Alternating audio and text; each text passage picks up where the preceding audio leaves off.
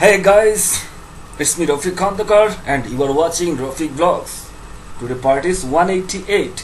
আজকে হচ্ছে রফিক ব্লগস এর 188 পার্ট 188 188 বা 88। আজকের ডেটটা কিন্তু অনেক চমৎকার। আজকে হচ্ছে 7 জুলাই 2017 7/7/17। এটা কিন্তু একটা ইন্টারেস্টিং ডেট। অনেকে এটা নিয়ে আজকে ফেসবুকে লেখালেখি করছে, অনেকে বেশ মজা করছে যে এটা একটা মজার ডেট। আমরা 7/7/17। একটা কথা আছে যে 7/17 মানে উল্টা পাল্টা বোঝানো, বাংলা ভাষায় একটা প্রবাদ আছে। বিশেষ করে আজব খান একটা গানে এই শব্দটা ইউজ করা হয়েছিল, 7/17 বোঝাই কত মনটারে বেঁধে, হাল আছে পাল আছে, এই গানটাতে 7/17। তো আজকে কিন্তু 7/17 7/7/17। আশা করি সবাই ভালো আছেন এবং অন্যদেরকেও ভালো রাখছেন। আমি কয়েকদিন দেশের বাড়িতে ছিলাম, ঢাকার বাইরে ছিলাম। সো এই কয়েকদিন ব্লগ আমি আউটডোরে করেছি, বিভিন্ন টপিক্সের উপর নিয়ে ব্লগ করছি। এখন এগুলোর এখনো ডেসক্রিপশন দেইনি। সেখানে আমাকে এই কয়েকদিনে সর্বমোট 12 জিবি ডাটা কিনতে হয়েছে। আর জঘন্যতম ইন্টারনেট সার্ভিস ছিল গ্রামীণ ফোনের। কিছু করার নেই। আমার বাসার থেকে টাওয়ারের দূরত্ব হচ্ছে 2 কিলোর মতো, কিন্তু টাওয়ারের ক্ষমতা নর্মালি 1 কিলো পর্যন্ত সেটা 3G মোটামুটি কাভারেজ দেয়। আমার বাসার ভিতরে তো মোবাইলের টাওয়ারই থাকে না। মোবাইলের টাওয়ার দিয়ে যে আমরা যে নর্মাল সিগন্যাল দিয়ে কথা বলি, এটাই ডিফিকাল্ট হয়ে যায় এবং বেশিরভাগ ক্ষেত্রে এই সিগন্যাল আমরা পাই না এবং কথা বলতে হলে বাইরে এসে কথা বলতে হয়। এটা একটা বড় পেইনফুল বিষয়। দ্বিতীয় কথা হচ্ছে যে আর যদি ইন্টারনেট পেতে যে সেক্ষেত্রে রাস্তায় আসতে হয়, রাস্তায় আসলে কিছুটা ইন্টারনেট পাওয়া যায়। তো ওখান থেকে 1 কিলো যদি সামনে যাই সেক্ষেত্রে ভালো ইন্টারনেট পাওয়া যায়। আর টাওয়ার যেখানে বাজার, যেখানে টাওয়ার আছে সেখানে গেলে পুরোপুরি 3G পাওয়া যায়। কিন্তু এখানে যেটা সমস্যা হয়েছিল সেটা হচ্ছে যে ঠিক ঈদের আগে এত বেশি ইন্টারনেটের চাপ ছিল। সব মানুষজন যারা ঢাকা সহ বিভিন্ন দেশের বিভিন্ন জায়গায় থাকেন, তারা ওই সময় দেশে এসেছেন, মানে গ্রামের বাড়িতে এসেছেন এবং সবাই ধুমসে ইন্টারনেট ইউজ করছে। যার কারণে যেটার ক্ষমতা ছিল টাওয়ারের, সেই ক্ষমতা তার এক্সিট করছে বারবার। এর ফলে কি হলো যে আমি ফুল নেটওয়ার্কের মধ্যে গিয়েও আমি কোনো কিছু লিখতে পারছি না, আপলোড করতে পারছি না। বাস্তব এটা। আমি ঈদের আগের দিন আমি বিকালবেলা আমাদের মাঠের যে প্রস্তুতি ছিল, এটা ছবিগুলো পোস্ট করার জন্য 1 থেকে 150 বার আমি ট্রাই করেছি, পারিনি, আমি ফেল করেছি। শেষে ভোর রাত 4টার দিকে আমি যখন রাস্তায় আসি তখন এটাকে আমি আপলোড করতে পেরেছি। অথচ ওটা আমি সন্ধ্যা 6টা থেকে আমি ট্রাই করছিলাম। এই হচ্ছে ইন্টারনেটের অবস্থা। আর যখন কি বলবো, যখন ইন্টারনেট অ্যাভেলেবেল যখন পায় তখন ওটা এত দ্রুত খরচ করে চিন্তারও বাইরে। আমি 12 জিবি ডাটা এতদিনে খরচ করলাম, শেষের দিকে আমার আসার আগের দিন আমার ডাটা শর্ট হয়ে গিয়েছে। তার আগে যখন আমি যখন নেটওয়ার্ক পাই তখন দেখা যাচ্ছে যে নেটওয়ার্ক ডাটা থাকতেছে কিন্তু আসলে সে কাজ করতে পারছে না। আর যখন কাজ করে তখন সে প্রচুর ডাটা খরচ করে। এটা হচ্ছে বাস্তবতা। এতদিন নিউজ নিয়ে কথা বলা হয়নি, কারণ আমি নিউজের বাইরে ছিলাম। আসলে আর ফোনে এত নিউজ নিয়ে কথা বলা সম্ভব না। ওখানে আমি তো আমার ল্যাপটপ বা ডেস্কটপ কোনো কিছু নিয়ে যাইনি, আর ইন্টারনেট অ্যাভেলেবেল না। এখন আমি আবার গতকালকে রাতে এসে পৌঁছে আজকে থেকে আবারও নিউজ নিয়ে কথা বলার যেটা ছিল সেগুলো কথা বলছি। এই নিউজ নিয়ে কথা বলা চলবে, নিউজ নিয়ে ভ্লগ চলবে। দেখছেন রফিক ব্লগসের 188 188তম পর্ব। আজকে অনেকগুলো টপিক আছে। তো আজকে দেখি প্রথম আলো থেকে শুরু করব। কি করা যায়, প্রথম আলোতে কি আছে সেটা একটু দেখে নিই। ফাঁকে ফাঁকে গল্পও চলবে, অনেক গল্প আছে বলার মধ্যে আপনাদের জন্য। প্রথম আলোতে কি আছে সেটা দেখে শুরু করব। সাভারের 2 মডেল গণধর্ষণের শিকার। আবার একই ঘটনা, 2 মডেল, তাদেরকে মডেল হিসেবে দাবি করা হয়েছে এবং তারা গণধর্ষণের শিকার হয়েছে সাভারে। বিস্তারিত আপনারা দেখে নেবেন। ছিনতাই হওয়ার 1.5 ঘন্টা পর মুঠোফোন উদ্ধার। মাই গড, এটা অনেক ভাগ্যবান একটা বিষয়। ছিনতাই হওয়ার পর 1.5 ঘন্টা পর মুঠোফোন উদ্ধার হয়, এটা বাংলাদেশের একটা রেকর্ড। এই ব্যক্তিকে একটু দেখে নিন, চলুন। কে এই এত বড় ভাগ্যবান যে 1.5 ঘন্টার মধ্যে সে মুঠোফোন ফেরত পেল? কত মুঠোফোন হারালাম, একটাও ফেরত পাইনি। এই পর্যন্ত 9টি ফোন আমি হারিয়েছি। জি, দেখি কে সেই ভাগ্যবান। ছিনতাই হওয়ার 1.5 ঘন্টার মাথায় প্রথম আলো প্রতিবেদক মুশফিকা ইসলামের মুঠোফোন উদ্ধার করেছে পুলিশ। আচ্ছা, প্রথম আলো সাংবাদিক এই জন্যই। আজ শুক্রবার রাত 8টার দিকে রাজধানীর কারওয়ান বাজার এলাকা থেকে শরীফ নামের এক ছিনতাইকারীকে আটক করে তার কাছ থেকে ফোনটি উদ্ধার করা হয়।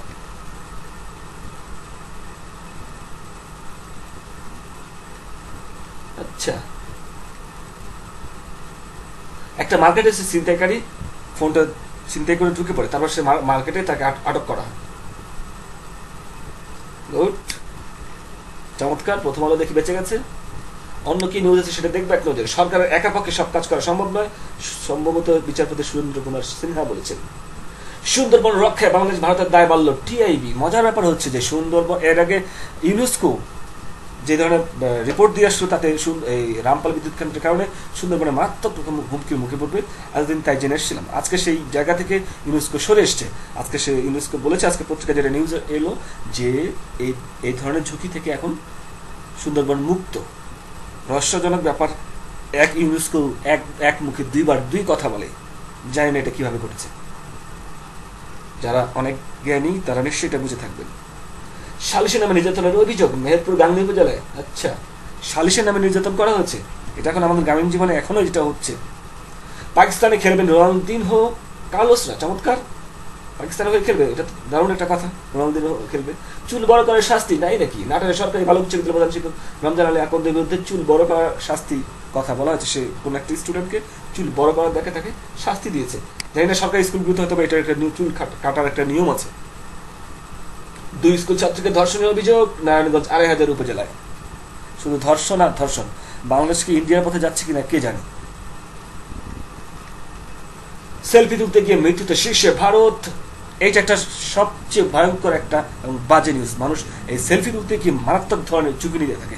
কেউ ট্রেনের মধ্যে সেলফি তুলে, কেউ ভয়ঙ্কর কোনো সামুদ্রিক কি বলবো, যেখানে পুকুর অথবা নদী নালা, নৌকার উপরে বা জাহাজ, লঞ্চ, স্টিমার, যে কোনো জায়গায় বা মোটর বাইক, যেটা হতে পারে।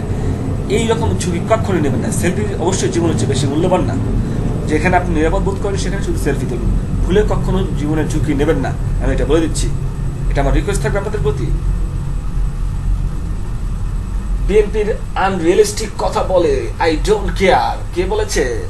আবুল মাল আব্দুল মুহিত। বিএনপি আনরিয়েলিস্টিক কথা বলে, আই ডোন্ট কেয়ার। কোনো সমস্যা নেই, আপনি কেয়ার করবেন, এটা সবাই জানে। দেখুন, এটা ভয়ঙ্কর এই একটা ব্যাপার। দেখুন কিভাবে রেল ক্রসিং পার হচ্ছে, ঝুঁকি নিয়ে রেল ক্রসিং পারাপার। ছবি তোলা রাজধানী মগবাজার রেল ক্রসিং থেকে তোলা।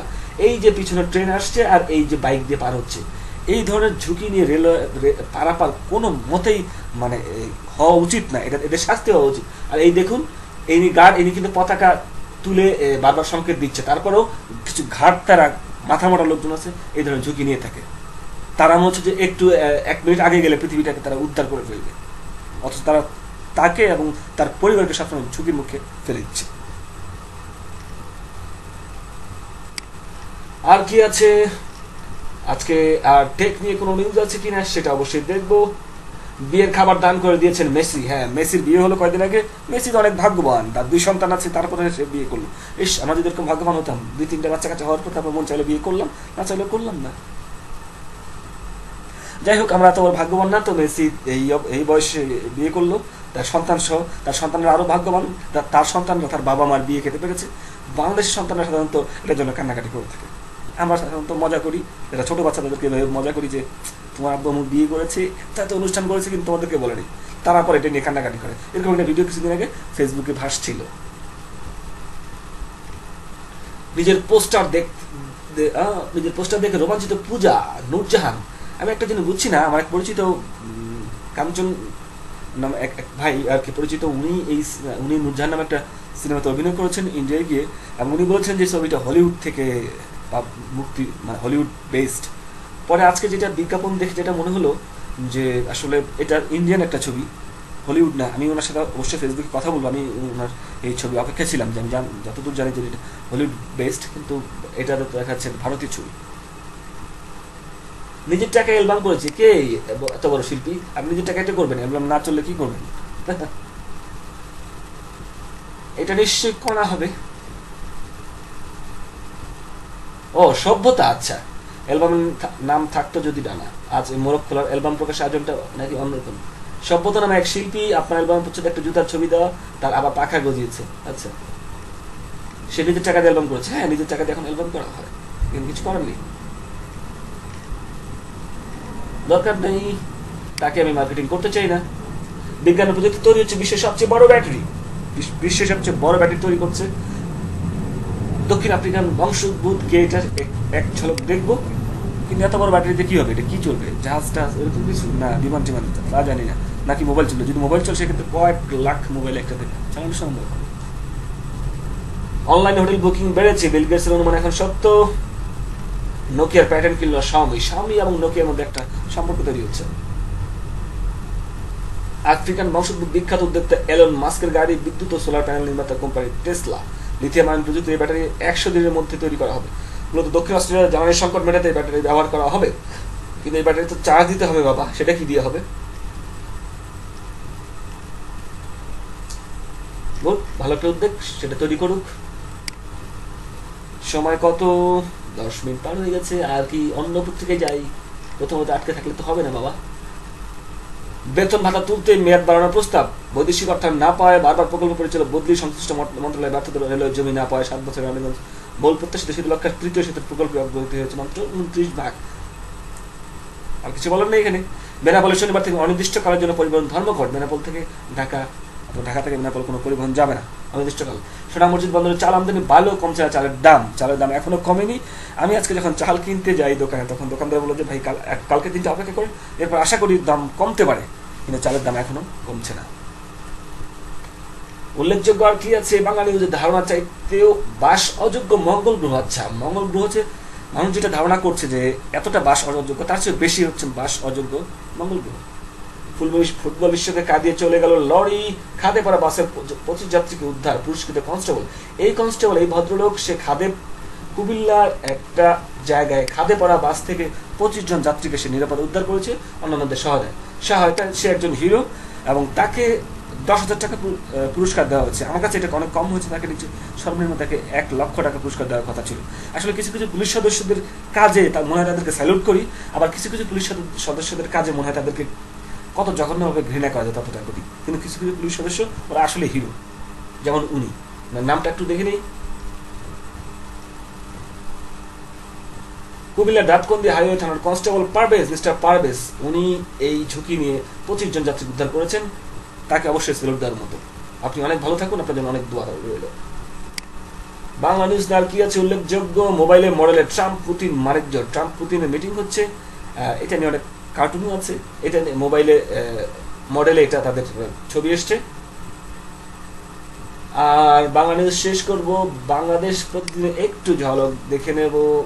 ক্রমশই জটিল হচ্ছে মধ্যপ্রাচ্যের সংকট বলতে কাতার অ্যান্ড সৌদি আরবের জোট, মানে আরাবিয়ান জোট, এদের মধ্যে একটা ঝামেলা যে কয়দিন থেকে লেগে আছে, এটা ক্রমশ জটিল হচ্ছে। আর এই ঝামেলাটা মূলত যে কারণ সেটা হচ্ছে যে আল জাজিরা চ্যানেলটাকে নিয়ে এই ঝামেলাটা সূত্রপাত বলে মনে করা হচ্ছে।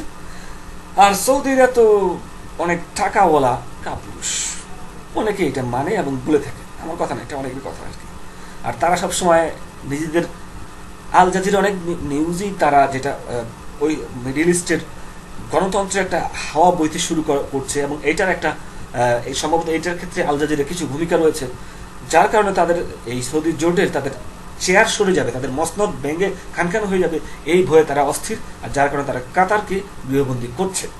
এবং এর সাথে যুক্ত আছে ইসরায়েল, আর ইসরায়েলের সাথে এই সৌদি জোটের খুব অন্তরঙ্গ সম্পর্ক। আর ইসরায়েলের ফিলিস্তিনি, হামাস, এদেরকে নিয়ে কথা বলছে আল জাজিরা। আর এটা সহ্য করছে না ইসরায়েল তাই ট্রাম্পকে দিয়ে সৌদি জোটকে বলিয়েছে। সৌদি জোট এর বাইরে যাওয়ার হিম্মত রাখে না, কারণ এদের কলিজাই নেই। চট্টগ্রাম সিলেট ভারী বর্ষণের সাথে ভূমিধসের শঙ্কা। ভেনেজুয়েলা পার্লামেন্ট ঢুকে এমপিদের মারধর। মাই গড, এমপিদের মারধর কে নিশ্চয় যৌবন ধরে রাখবে যেসব খাবার। হ্যাঁ, এগুলো কত নিউজ আসে, এগুলো যৌবন ধরে রাখবে। অধিনায়কত্ব নিয়ে ভাবছেন না মাহমুদুল্লাহ। বাহ, মাহমুদুল্লাহকে নিয়ে কি অধিনায়কত্ব দেওয়ার কোনো কথাবার্তা চলছে নাকি? হলে হতেও পারে, খারাপ না। ফের বানাইতে জন্মদিনের দাওয়াত দিয়ে তরুণীকে ধর্ষণের অভিযোগ। একই ঘটনা আবার বানাইতে ঘটছে। এখন কোন নারীকে জন্মদিনের দাওয়াত দেওয়া মানে সে এখন বড় বড় চোখ করে তাকাবে, উদ্দেশ্যটা কি? সুতরাং কাউকে জন্মদিনের দাওয়াত দেওয়ার আগে 7 বার ভাবুন। সকালে খালি পেটে পানি খাওয়ার উপকারিতা। আচ্ছা, এগুলো পুরনো নিউজ। সিলেট জুড়ে শিলং তীর ভয়ঙ্কর ছবল জুয়া। বাংলা নিউজ বাংলাদেশ প্রতিদিন শেষ করব একই ব্যক্তির অপেক্ষায় বাঁধন নিশো। অন্য সংবাদে চলে যাই। বিবিসি এক ঝলকে হেব্রন বিশ্ব ঐতিহ্য ঘোষণাকৃত Israel. Tomb of the patriot. বিশ্বের 3টি প্রধান একেশ্বরবাদী ধর্ম ইসলাম, খ্রিস্টান এবং ইহুদি সবার কাছে পবিত্র এক স্থান। আব্রাহাম, ইব্রাহিম এবং আইজাক, ঈসা সমাধি এখানে। জাতিসংঘ একে বিশ্ব ঐতিহ্য ঘোষণা। ইসরায়েল ক্ষিপ্ত হয়ে গেছে। ইসরায়েল তো ক্ষিপ্ত হবেই। খাচ্চোর। চিকুনগুনিয়া সবচেয়ে বিপাকে নিম্ন আয় মানুষ, সবচেয়ে নিম্ন ওদের গরিব মানুষ, তার চিকুনগুনিয়া খুব বিপদে পড়েছে। যৌন নিপীড়নের অভিযোগে ব্রিটিশ ইমামের সাজা। এই নিউজটা পুরোটা পড়া হয়নি, আদৌ কি সেটা অনুমোদন করেছিল কিনা। ট্রাম্প পুতিন সাক্ষাৎ নিয়ে সোশ্যাল মিডিয়ায় রঙ্গ, এটা এক ঝলক দেখবো। ট্রাম্প পুতিন বৈঠক হচ্ছে, একটা ছবিতে দেখা গেল যে ট্রাম্প পুতিনের পিঠ চাপড়ে দিচ্ছে ট্রাম্প। এই যে বিভিন্ন কার্টুন, পুতিনের সুতোর টানে ট্রাম্পের পুতুল নাচ দেখতে পাচ্ছেন, এই যে পুতিনকে হাত দিয়ে নাচাচ্ছে ট্রাম্প।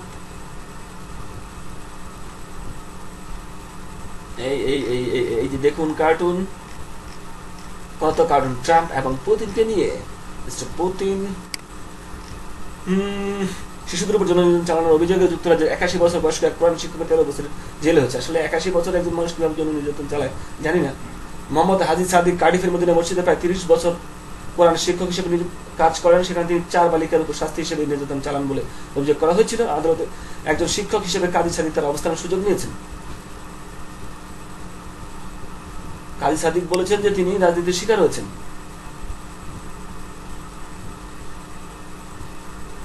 শিশুরা আপনাকে শ্রদ্ধা করে চাচা বলে ডাকতো, কিন্তু আমার বিচারে আপনি একজন ধূর্ত লোক, আপনার উপরের চেহারা আড়ালে রয়েছে অন্ধকার দিক। কি ধরনের নির্যাতন করেছে আচ্ছা এটা বলেন তিনি। আচ্ছা, অভিযোগে বলা হয় কোরআন পড়তে গিয়ে কোনো ভুল করে তার জন্য শাস্তি দেওয়ার ছলে তিনি নির্যাতন চালাতেন। তিনি একটি ছড়ি দিয়ে মেয়েদের হাতে এবং পিঠে আঘাত করতেন বলে অভিযোগ করা হয়।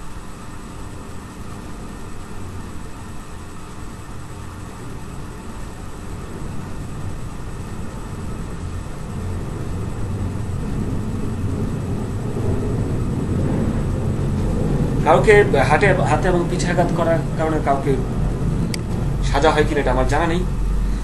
আজকের মতো ব্লগ শেষ করছি। দেখছেন রফিক ব্লগস এর 188 পার্ট। কালকে আবারও দেখা হবে। ভালো লাগলে অবশ্যই লাইক শেয়ার কমেন্ট করতে ভুলবেন না। কালকে আবারও দেখা হবে। ততক্ষণ পর্যন্ত সবাই ভালো থাকুন, সুস্থ থাকুন। Bye bye.